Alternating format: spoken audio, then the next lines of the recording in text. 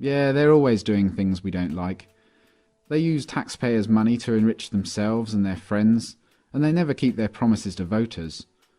They've been caught stealing and lying and taking bribes, and they mostly do what the big corporations want. Yeah, they're always doing stuff like that. They're completely corrupt. They're a bunch of lying crooks. Well, at the moment we don't have a court of law. We have a color of law, which is fiction. UCC is a set of codes that was set up over 100 years ago by lawyers. And with the Uniform Commercial Code comes contract law. It's all to do with contract. So we are not under any law. We're just under contract. The UCC is very, very important for people to learn about what's going on with their lives, because we are under contract law, no other law. There is no law at all. Majority of the judges here in the United Kingdom are not judges. They're just doing business. They might be a retired lawyer. They're doing business as judge. And so-called judges in Malawi and in Canada? All of them, exactly the same system. They're under the UCC. When you buy a car, you are invited to defraud yourself by then handing it over to the Crown of the State, unwittingly. Yes, because it's fraud, and they're committing this fraud, and they're not letting you know what they're doing. They make millions, hundreds of millions. The highway belongs to us. This says you have to pay to drive on the road. You don't. The DVLA is just a corporation set up by the Crown. All these corporations are set up by the Crown.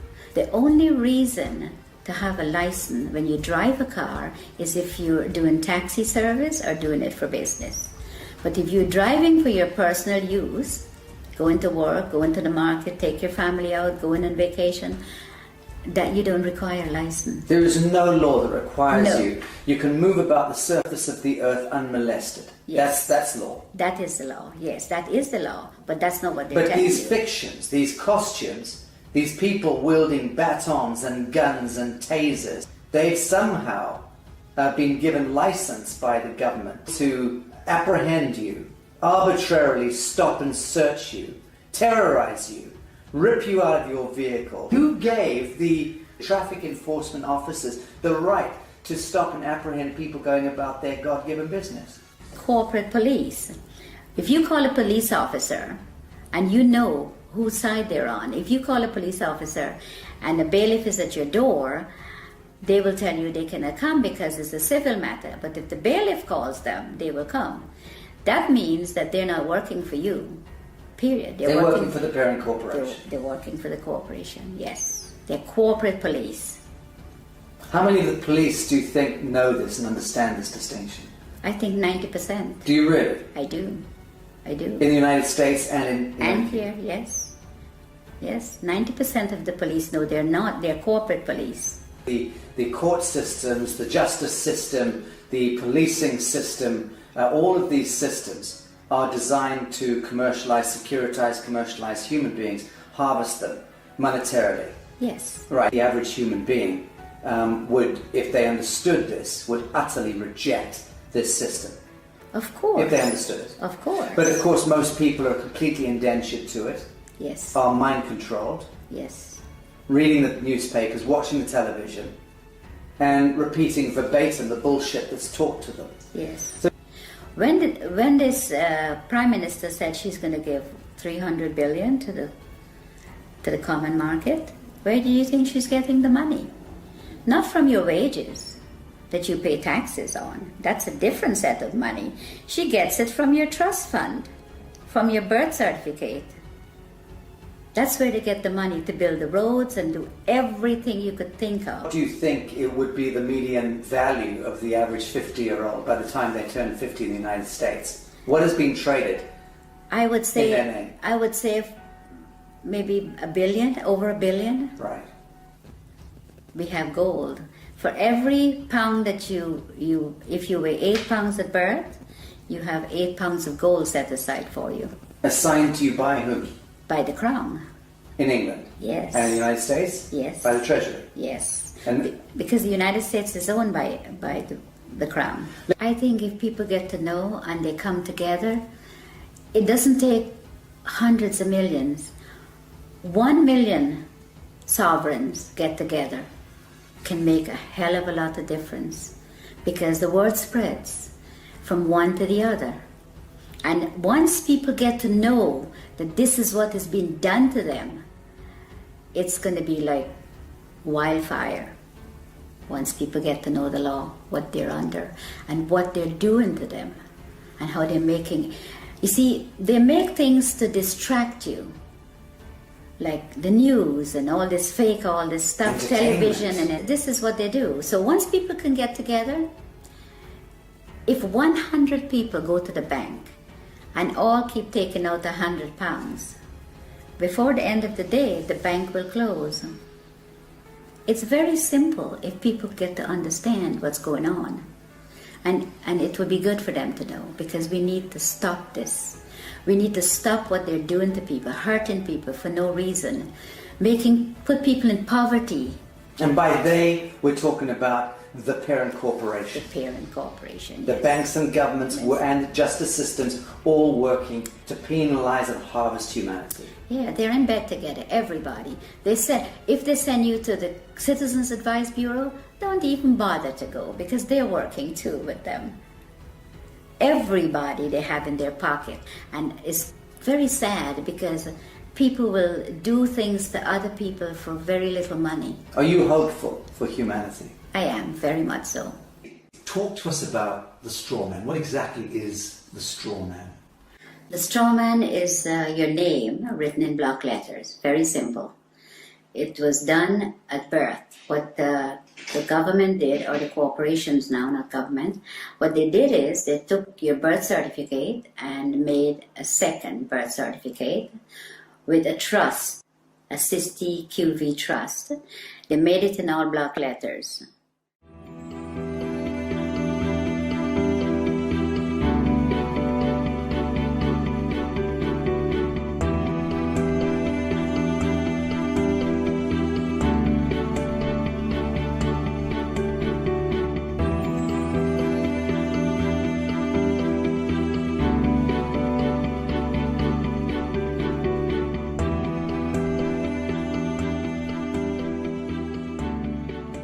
And for them to interact with you, they have to interact with you as a fiction, because they're all corporations. Corporation cannot interact with real people. So they made a straw man. They call it a straw man because it has no soul and is spiritually dead. So let's break this down. You're born in the hospital room. A certificate of live birth is issued. What happens is that she has to register the child's birth. She has to go to the registration office and register. If she does not register, she will be taken to court, according to what the law is saying.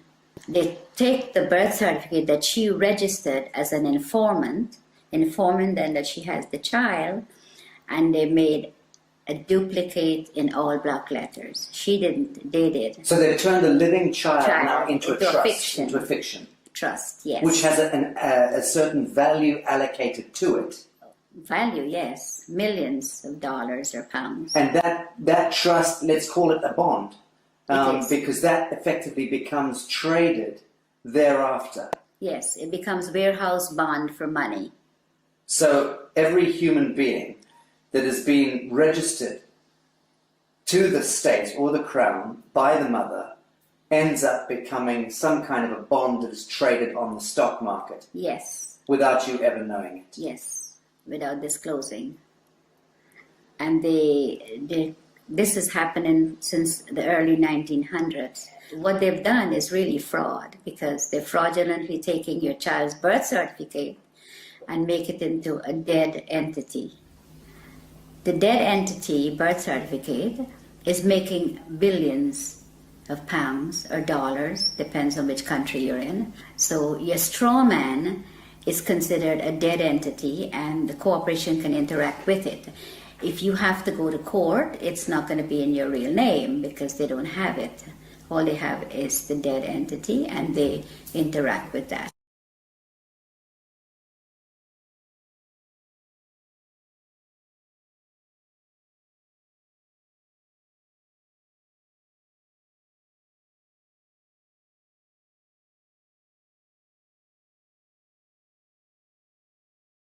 So who is reaping the rewards of the value of your bond as it's being traded?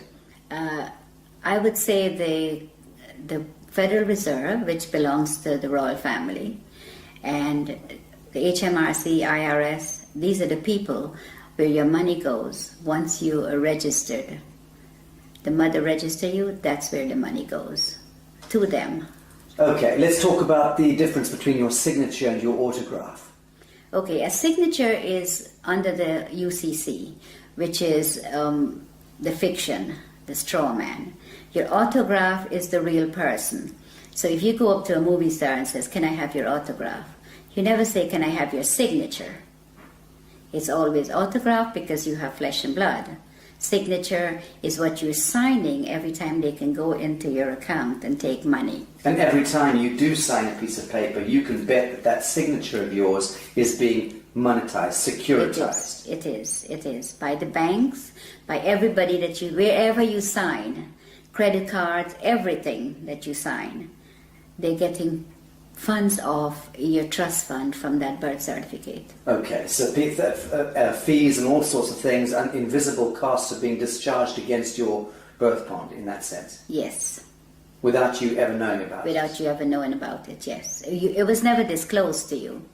All the stuff was done without disclosing, and it's deception, it's fraud, and it's happening every day to everyone that's outside the inner circle. Okay, let's talk about the court system, because invariably your signatures lead you into a courtroom at some point, you know, whether it's for, and under the aegis of the court system, whether it's a marriage, a birth, a death, a registration of land, whatever. So we understand a little about the distinction between the signature and the autograph. What exactly is a court of law?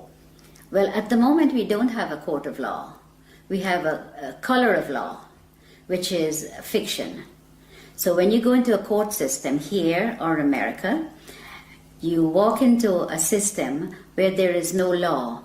So it is lawless. So when you go in there and you speak to somebody doing business as a judge, there is no judge. You could ask the judge to see his oath. He doesn't have one. He's a cashier. Yeah, he's a banker. A banker. Yes. So when you sign any papers in the court, that's when he gets paid out of your SISTI QV trust on your birth certificate. That's where he gets the money. If you go into the court, you still lose because it is not a court of law for you. In a situation like that, when should you use your signature and sign something, and when shouldn't you? There is a special way of, under the UCC, we go back to that, there's a special way of signing without responsibility for your signature. So that if you sign in the special way according to the UCC, you're not responsible for anything that's on the paper. Okay. Now, for the layman, describe UCC. What are we talking about? Okay. What is the UCC? The UCC is a set of codes that was set up over 100 years ago by lawyers. And with the Uniform Commercial Code comes contract law. It's all to do with contract. So we are not under any law. We're just under contract. Someone could call you up and says, "Oh, would you like to contract with me to get TV license or to get something that you need?" And you contract. Telephone, everything is contract, everything. And under the UCC, you do not have to sign. A stamped signature or a typed up signature is considered sign under the UCC. So when you get a letter in the mail and it has no signature, or it just have a stamped signature, then it is considered sign. The UCC is very, very important for people to learn about what's going on with their lives, because we are under contract law, no other law. There is no law at all. In America, the court system is operated under military. When you walk into a courtroom, I don't care which courtroom, if it's a higher court or a lower court, they're under the military. Now you walk in there and you're not a military member, and you're not told that you've been tried under the military. If you mention the Constitution, the judge says it does not apply in my courtroom. But you don't know what he's saying. because you don't know what they're doing to you when you're there. And all of that language is designed to confuse the hell out of you. Yes, it's designed under the UCC, and they know. They know what they're doing, and they know how to manipulate you. So you're saying all judges are very schooled and versed in UCC? Yes. They're taken to special training Yes. schools in order to learn this? Yeah, the president appoints all the federal judges in America. And they go to Scottsdale, Arizona and Reno, Nevada to train how to apply this fraud contract in the courtroom. And in the United Kingdom? The United Kingdom, majority of the judges here in the United Kingdom are not judges. They're just doing business. They might be a retired lawyer. They're doing business as judge. And That's all. so-called judges in Malawi and in Canada? All of them, exactly the same system. They're under the UCC.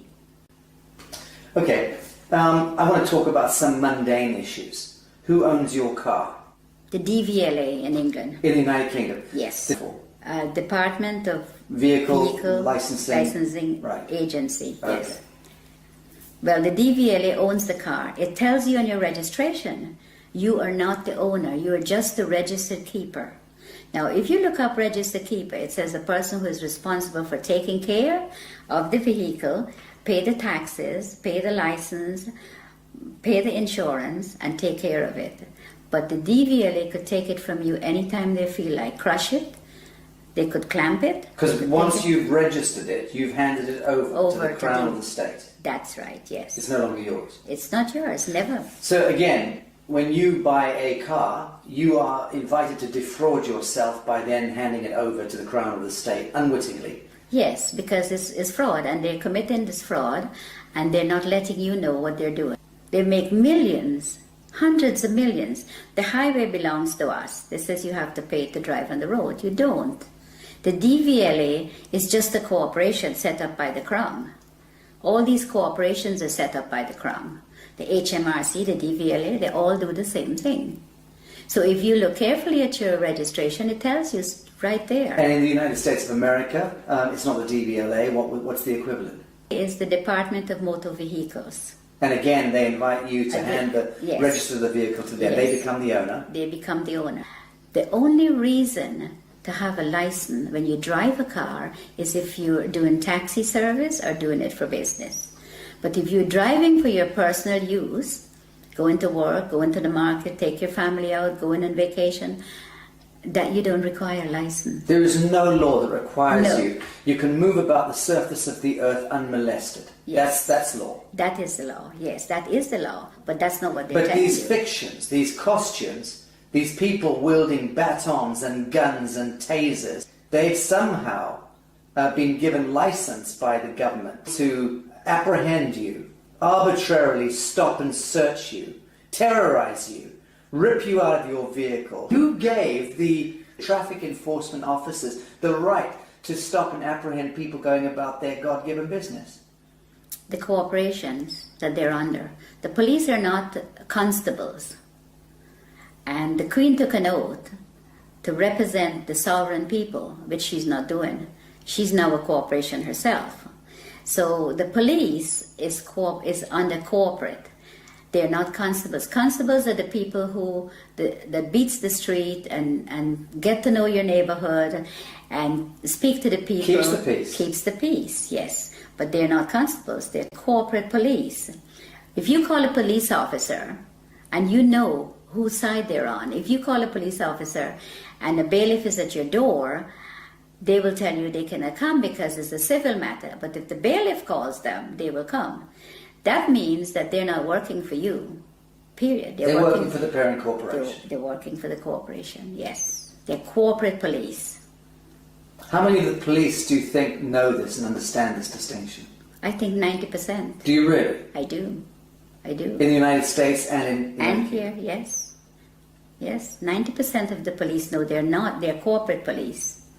But surely then they understand that they are in serious breach of their foundational oath. And they should thereby surely understand that the Queen of England is in serious breach of her coronation oath, Yes. which requires her to intervene if her parliament or government is conducting any cruel and unusual punishments against the people. And it's my understanding that being stopped going about your business in the street and dragged out of your vehicle and beaten with a baton for whatever reason, that to me by definition is cruel and unusual punishment. Okay, but they're given that permission to do that by the corporation they're in. They are given. If they were not given that permission, they could not have done that.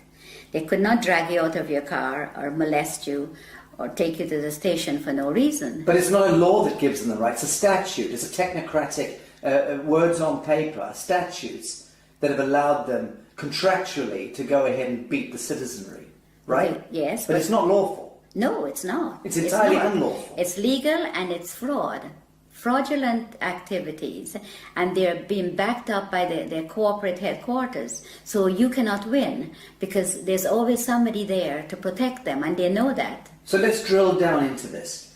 A policeman is there and should be able to respond to a living soul doing injury against another living soul. If they witness that, they have every right to intervene. In the same way that you and I can conduct a citizen's arrest. If we see that somebody's being harmed, we should step in and try to intervene. But that's really as far as it goes. They have no business trying to commercialize human beings and penalize us for walking across streets or for not stopping at an amber light or whatever. All of that stuff is just nonsense dreamt up by the corporation. It is. Right. Yes, it is. It's all fraud. The Uniform Commercial Code and contract law and how these people operate. They go into the court and they do the same thing. You tell them, don't go, even if you don't go into the court, they still fine you for the same thing as if you go into the court. But if you go into the court and the police takes you there, then you never win unless you know the law. And they know that you do not know the contract law and that you're under contract and you're walking into a trap. You go in there and the police or whoever is going in there with you, it's always they're the ones who win. You never win. Let's, for instance, say you're driving down the street, you have not hurt anyone, and you got stopped by the police. And the police breathalyze you and says, I have to take you in or I have to fine you. Or both of those. Who did you hurt? Who did you hurt? Who are you going to be paying this money to? You didn't hurt anyone. There's no victim. There's no victim. You have to be a victim under the common law. For there to be a crime. For there to be a crime. It's as simple as that. It is as simple as that, because to give you a ticket or to book you and take you to the station, who did you hurt? There is no one that you have hurt. That's just a commercial penalty. It is a commercial penalty. Okay, so we're getting the picture here that the court systems, the justice system, the policing system, all of these systems are designed to commercialize human beings, harvest them monetarily. Yes. Right. Yes. Very, very little of that expenditure, that energy goes towards keeping the peace. Oh, none of it goes towards None. keeping the peace. They don't keep the peace. All they do is they create the problem and then they find a solution. And then sell you that solution. Yes. And then penalize you if you don't accept the solution. That's right. Right, sounds like a very rigged casino to me, rotten to the core. It is. And it seems to me that the average human being would, if they understood this, would utterly reject this system. Of course. If they understood it. Of course. But of course most people are completely indentured to it, Yes. are mind controlled, Yes. reading the newspapers, watching the television, and repeating verbatim the bullshit that's taught to them. Yes. So the truth is, it seems to me that human beings are not predisposed toward hurting one another. We don't enjoy going to war. No. We don't enjoy No. hurting each other.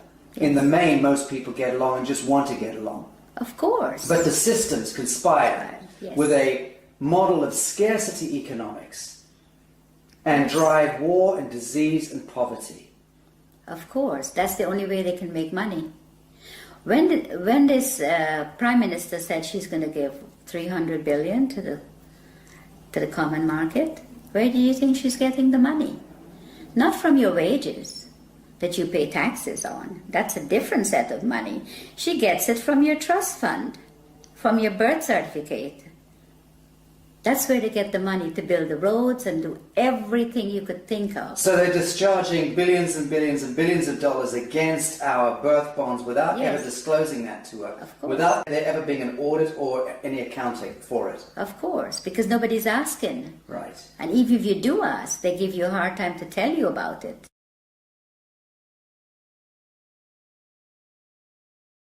So if you try to go and discover your own birth bond, let's call it that, and you try to discover the true value, how does one go about doing that? You apply to the Federal Reserve for it. There's forms that you can fill in, and you can, once you find the bonds and the serial numbers, you can get it from the Federal Reserve because they have it. And you can then discover the value of your bond? Of course. And the average, let's say, 50-year-old in the United States would be worth what? A 50-year-old in the United States, it could be worth hundreds of millions. But one comment, if you go on the website and you put in your birth certificate number, and it comes up only one, you have hundreds of thousands of people are trading on it. Right. That's only one that you know of. I think what I'm getting at is, what do you think it would be the median value of the average 50-year-old by the time they turn 50 in the United States? What is being traded? I would say, in their name? I would say maybe $1 billion, over $1 billion Right. has been traded. Okay. Because when I checked, on one of my numbers is over 283,000 people are trading on it. Can you imagine how much money that is? So when we hear that the US has a debt of $23 trillion or whatever it is, that fictitious money was all pumped out of the air, but effectively it was discharged against the value of Yes. the people. Yes. Right, so that's where the fiction emerges. Yes. And it becomes this huge imbalance that no one quite understands. How on earth do we get that much money? They just made it up as they go along and tell us what they want to tell us. Yes, but they'll validate the making up of that money by, Yes. on paper, discharging it against the value of Yes. the citizenry. And the citizens' gold, our sovereign gold. We have gold. For every pound that if you weigh 8 pounds at birth, you have 8 pounds of gold set aside for you Assigned to you by whom? by the crown. In England? Yes. And in the United States? Yes. By the Treasury? Yes. And Because the United States is owned by the crown. let's okay. So let's say there's 200 odd nations of the world. There's hundreds and hundreds of small island states, but there's about 200 nation states, big nation states. They are all of them a franchise of the Anglo-American Corporation. Yes. Let's call it that. Yes. And that the Anglo-American Corporation is an extension of the British Crown. Crown. Yes. And the British Crown is collateralized by what, or backed by what? Gold. And by the people. The hundreds of millions of people. The British Empire has just went on the ground. It's still there. Controls the Bank of International Yes, Settlements, yes. controls all the reserve banks around Yes, the world and yes, so on. Right? yes. Correct, correct. So at what point do you believe the world sees through this grotesque fiction and then addresses the source code and then writes it? I think if people get to know what the UCC and the contract law does, and your straw man is your main problem. Once you can control your straw man, and it is yours and not theirs anymore, then you're in the right This is path. beautiful what you just said. You're talking about reclaiming the fiction that was established, Yes. the false light. Yes. Reclaiming the false light that was established in your name, Yes. given your identity, so to speak, at birth, Yes. without your knowledge. Yes. You're talking about us needing to reclaim that false light and step into ourselves, our true selves, Yeah. as a people of the world, Yes. in order to reclaim reality from the Yes. fiction. Yes. That's powerful. Yes, it is. And that's what I think everyone needs to do. All the sovereign people that's in poverty and whatever they put us in, that's what we need to do. We need to reclaim that, what they are making money on. That is ours. Then you wouldn't have wars, you wouldn't have people fighting for money, you wouldn't have poor people. Everybody will be okay. Everybody. But they do not want you to. If you do that, that will break down their system, and they do not want that.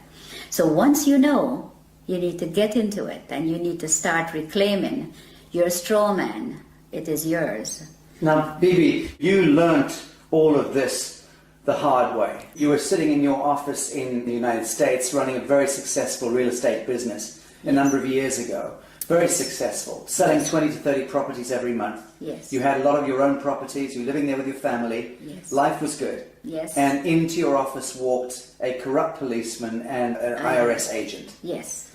And these gentlemen effectively put you on the spot, told you that there was one of your clients that you were selling a house to was a drug dealer. Yes. And which you had no idea. Yes.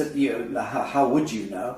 And they effectively then tried to pin this a crime onto you by suggesting that you were effectively receiving laundered funds. Yes. And out of the blue, your life turned into some grotesque horror story. Yes. You were dragged into court, Yes. and the next thing you were put in prison for 8 years. Yes. Your life destroyed. Yes. And that was where you learnt Yes. law. Tell us about this. Well, when I went to trial, and I thought, well, how could they do this? I have shown for 10 years my bank statements, so they see that I had no money was laundered by me. The gentleman I sold the property to brought $5,000 of his own money, and he got a loan from the bank for the difference. And the bank loan officer testified at my trial, but I ended up in prison. And I wondered how they did it. I thought, well, there has to be something that I've missed. I saw in the courtroom, what was displayed, it was all acting. Like everybody, like we were in a theater, and they were acting, and I was a victim. Role playing. Yes, the lawyers, the prosecutor, they were all. My lawyer guaranteed my freedom, and I got sentenced to 8 years. Now, when I got locked up, my main aim was to find out how I end up there. Without doing, and I had over $1 million of real estate paid for, money in the bank. My children finished university. We were in a very comfortable, very hard-working family, very comfortable position. And I thought, no, it has to be something wrong, something they did that I couldn't see. And for every single day, for 7 years, I learned every single day. Christmas, birthdays, every day. You studied. I studied. You studied law. Yes. And you understand that you came to understand the highest expression of law, this UCC law. Yes. And what they're doing and how they could get you in there and how they could lie, how they commit fraud. And they all thought they were all laughing when I was found guilty, like, well, they get paid, you see. I didn't, lots of money. I didn't know at the time. And these people, I was in the prison, and there were hundreds of women that were there that was in the same position as I was. They were tricked into the system. Yes, they didn't do anything. And then once they're in prison, they're having a prison bond issued.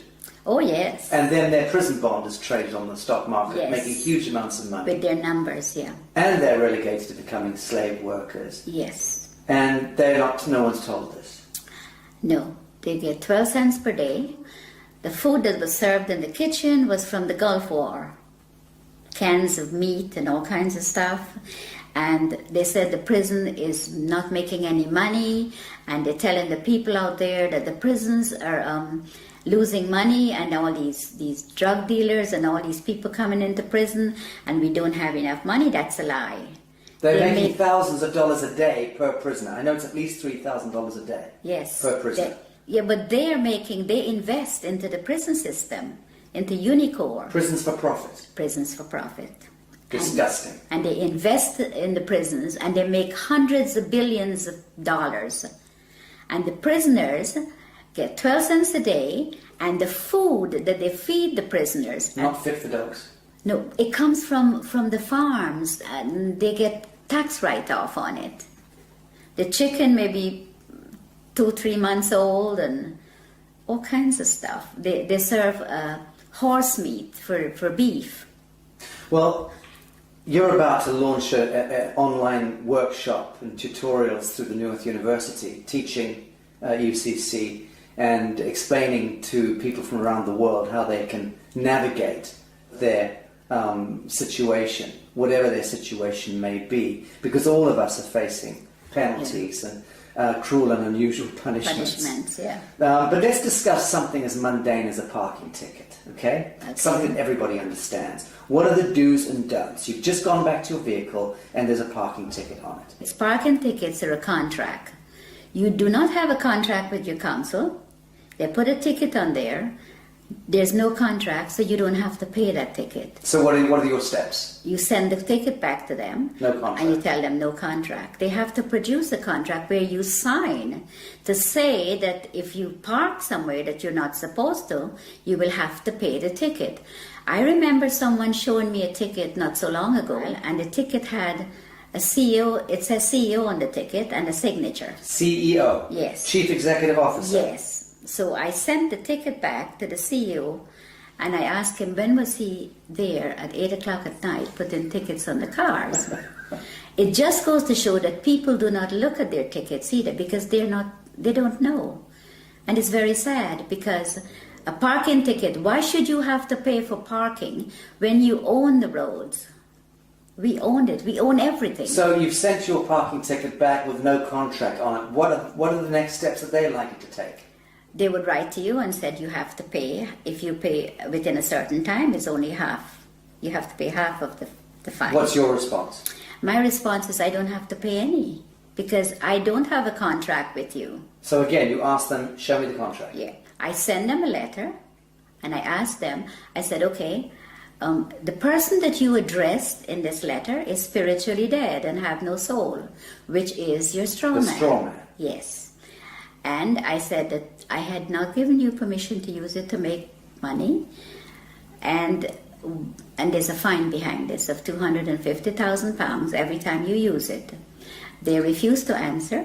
So I sent them, the following letter was a default letter. I says, you're now in default for not responding.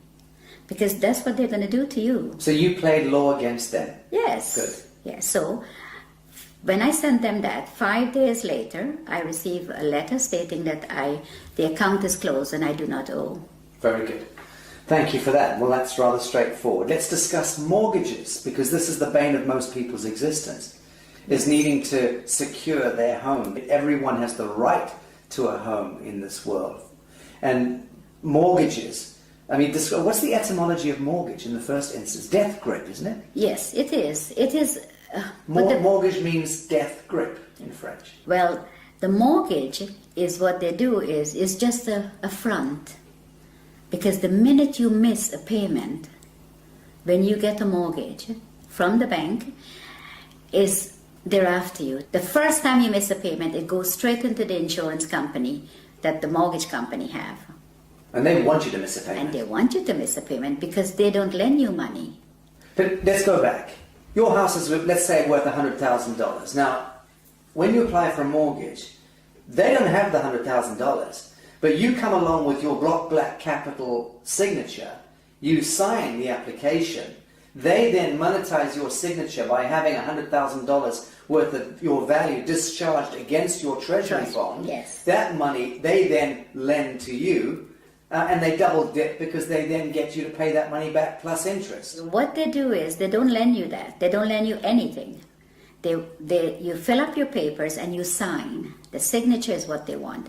Then they tell you, okay, you have to be a good boy and you have to be a good credit and you can borrow from me. So they lend you a piece of paper that you sign with very fine writing in the back.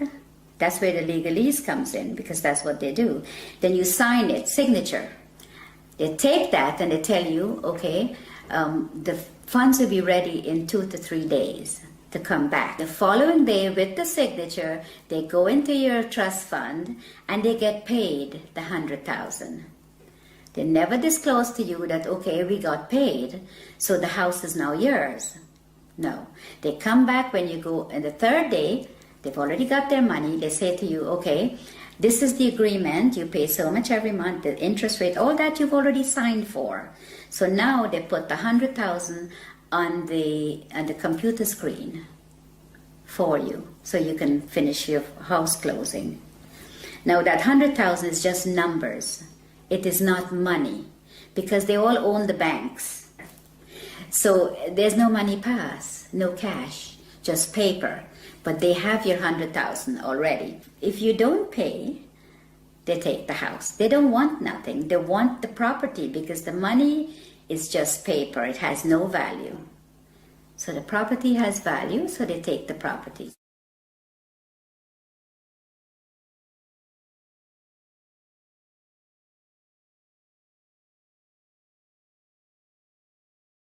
So let's talk about allodium title. What is allodium title? Why is it so important?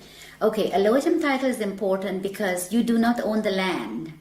They tell you it's freehold, but it's not freehold. The land is owned by the Crown. All the land in England. I'm a farmer in Minnesota, and you're saying that my land is owned by the Queen. Yes. I'm a farmer in Mozambique. Your land is owned by the Queen. The Queen of England. The Queen of England. She owns all the land. So what happens is you own that piece of brick that's sitting on it that they call freehold or your house. You own that. You don't own the land. So the land, the allodium title, is to own your land. So you can put a sign up and says no trespassing, private property. When you put that sign up, you have to own the land. Because owning the house doesn't mean anything. It's the land they want. See, the bank takes the house, which is part of the Crown, and the Crown owns the land. That's how it works. And you don't own anything. Ever. Ever. You are just a mere user. So long as you are acting as your straw man. Now, when we reclaim ourselves from this fiction, and we do it as a people, many of us do it. Yeah. What then do you see? How do you see the dissolution of government, the dissolution of this behemoth, this Molochite monster that has taken over our lives, indentured us into bonded slavery all around the world, 7 billion souls, owned and controlled, indentured to a couple of hundred National Reserve banks themselves, indentured into the Bank of International Settlements, that controlled through the US Treasury, the Federal Reserve, the IFC, the IMF, the World Bank, and so on, back to the Crown of England, and behind that, the Vatican. So all of that grotesquerie, that fiction, when do you see us as a people of the world reclaiming real reality from that fiction? And how is that likely to play out? I think if people get to know and they come together, it doesn't take hundreds of millions. 1 million sovereigns get together can make a hell of a lot of difference. It's going to be like wildfire once people get to know the law, what they're under, and what they're doing to them, and how they're making... You see, they make things to distract you, like the news and all this fake, all this stuff, television, and this is what they do. So once people can get together, if 100 people go to the bank and all keep taking out £100, before the end of the day, the bank will close. It's very simple if people get to understand what's going on. And it would be good for them to know, because we need to stop this. We need to stop what they're doing to people, hurting people for no reason, put people in poverty. And by they, we're talking about the parent corporation. The parent corporation, The yes. banks and governments and justice systems all working to penalize and harvest humanity. Yeah, they're in bed together, everybody. They said, if they send you to the Citizens Advice Bureau, don't even bother to go, because they're working too with them. Everybody they have in their pocket. And it's very sad, because people will do things to other people for very little money. Are you hopeful for humanity? I am, very much so. Bibi Bacchus, thank you. I love you, I do love you.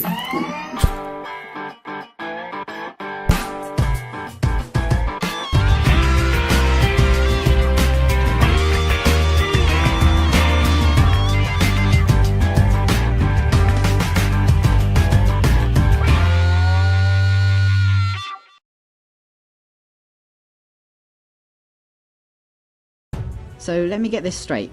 A long time ago, a small bunch of regular humans had a meeting and created a document called a constitution that said that they can rob everyone else, millions of people, using threats of violence to make everyone obey their rules and commands. But so that the masses of the people would let them get away with this robbery and slavery, that small bunch also promised in the same document that there were some things the government would never do, and they described a way to structure government so as to restrain it. But over time, the promises have proven to be worthless, the restraints have proven to be useless, and government has grown significantly in size, power and scope, violating more and more of the rights of the people. It sounds to me that if the Constitution was written to constrain government, then it's been a complete failure.